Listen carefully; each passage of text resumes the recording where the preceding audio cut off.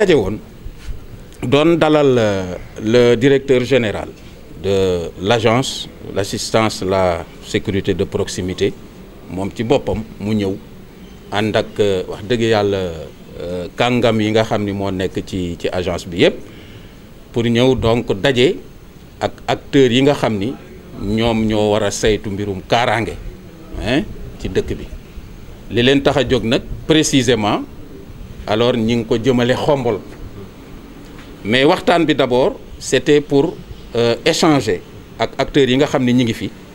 ci mission yi nga xam ni moom la ñu dénk agence bi mu waroon ko rappeler na kañ la ñu samp agence bi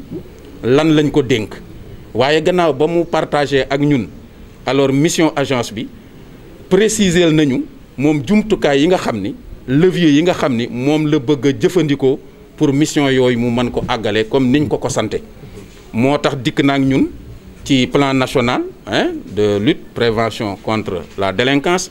ñëw na ak ñun également ci yeneen dispositif yu mel ni ay diagnostic local ay contrat local de sécurité yooyu yëpp nag ñu commettre woon benn consultant mu ñëw gën nu ko leeral alors loolu nag mu nekk lu am solo parce que lépp looy def pour nit da nga ko war a defandoog moom pour mu mën la ca fekk si ba loolu gën a mën a ñoŋ loolu moo tax ñi nga xam ni daje nañ fi tey muy ASP ci boppam mooy waa mairie ci boppam mooy takk der yi ci boppam mooy jeunes yi ci boppam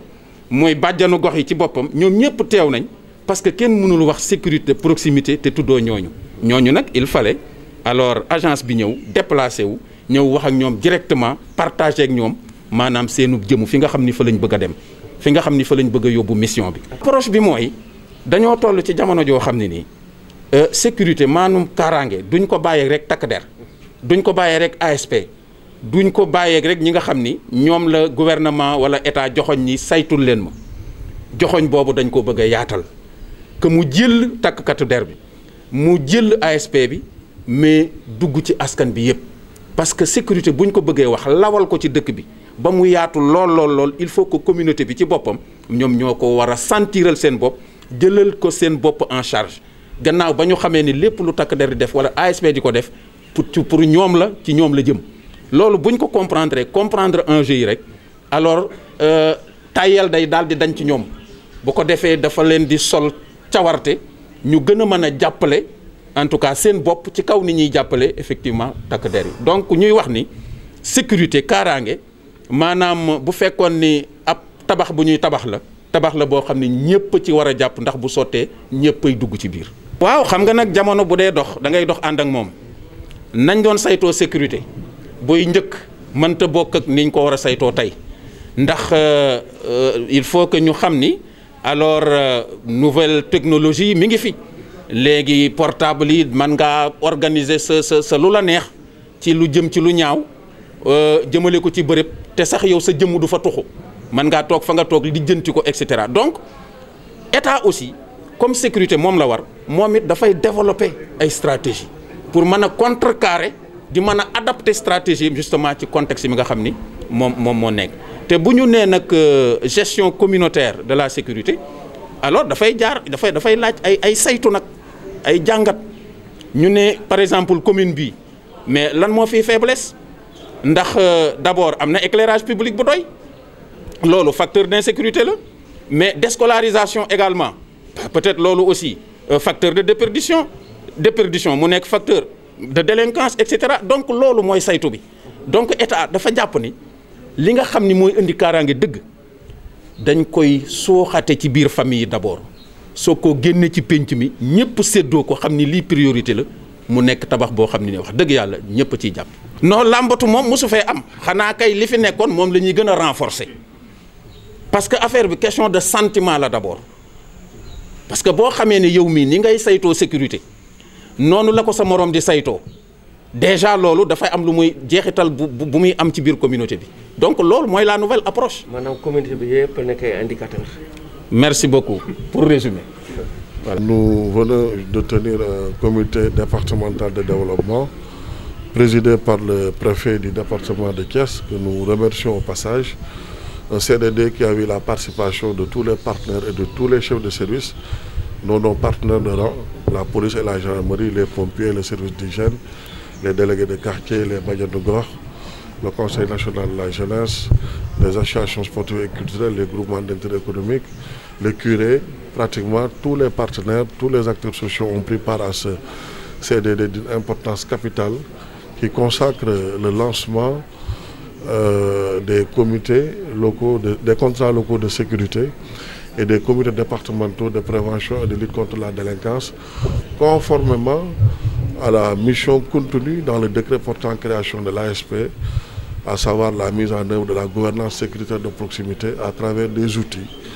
comme les contrats locaux de sécurité et les comités départementaux de prévention et de lutte contre la délinquance. Donc nous venons juste de tenir le CDD. C'était une occasion de partage d'informations, de communication, de sensibilisation au profit de tous les acteurs, comme vient de le dire le préfet, pour que la mission soit davantage comprise par tout le monde et que tout le monde puisse être mis à contribution dans le cadre de cette sécurité de proximité, dans le cadre de cette coproduction de la sécurité communautaire. Donc voilà, l'occasion nous a été offerte à travers ce CDD qui a vu une mobilisation, une participation record avec tous les acteurs, tous les partenaires pour la mise en place du contrat local de sécurité de Khombole. Parce que nous lançons déjà 15 contrats locaux de sécurité et 15 comités départementaux de prévention et de lutte contre la délinquance. Conformément au décret portant création de l'ASP, l'élaboration et la mise en œuvre des contrats locaux et des comités départementaux pour mettre en place le plan national de prévention et de lutte contre la délinquance. Oui. D'abord, je rappelle que les ASP ont un statut d'engagé civique volontaire pour une durée légale de 4 ans, 2 ans renouvelables une fois, après évaluation du service rendu. Donc la logique voudrait qu'ils soient libérés après 4 ans d'engagement. Le président a jugé nécessaire de leur accorder une prolongation à caractère exceptionnel. Donc ils sont pratiquement là depuis 8 ans. Ils sont des jeunes, ils sont à la fleur de l'âge. Ils ont accepté de servir la nation sans contrepartie financière. Et en reconnaissance de cet engagement patriotique, civique et volontaire, le président a pris la décision de mettre en place un corps spécial pour la pérennisation du modèle ASP qui est devenu une référence dans la sous-région et dans le monde, mais également pour la garantie de leur emploi. Donc voilà, nous avons déjà tenu l'atelier auquel tous les partenaires ont participé, tous les acteurs, et les conclusions des travaux de cet atelier sont entre les mains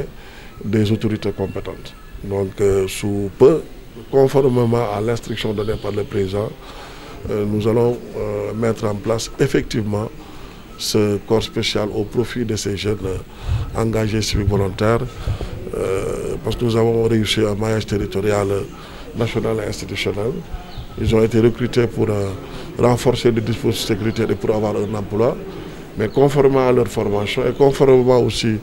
en fonction des manquements constatés au niveau des services d'accueil, c'est des jeunes qui sont utilisés un peu partout comme chauffeurs, assistants, secrétaires, infirmiers, informaticiens, ainsi de suite, archivistes, comptables, ainsi de suite. Mais c'est une phase pilote. Normalement, nous devons, conformément au décret portant création de l'institution, être présents dans toutes les communes du Sénégal et dans tous les départements à travers 2 outils fondamentaux, à savoir le contrat local de sécurité à l'échelle communale et le comité départemental de prévention et de lutte contre la délinquance à l'échelle départementale. D'abord, une étude sur la délinquance a été déjà faite et les conclusions de cette étude nous montrent réellement les zones où nous devons agir en premier lieu. Et parmi ces zones, nous avons Dara Djolof avec le vol de bétail, nous avons Saly Portudal avec le tourisme et les fléaux qui y sont rattachés, nous avons Kédougou avec l'exploitation minière et tous les problèmes qui y sont rattachés, mais nous avons Khombole aussi qui est un carrefour, qui est un centre, voilà.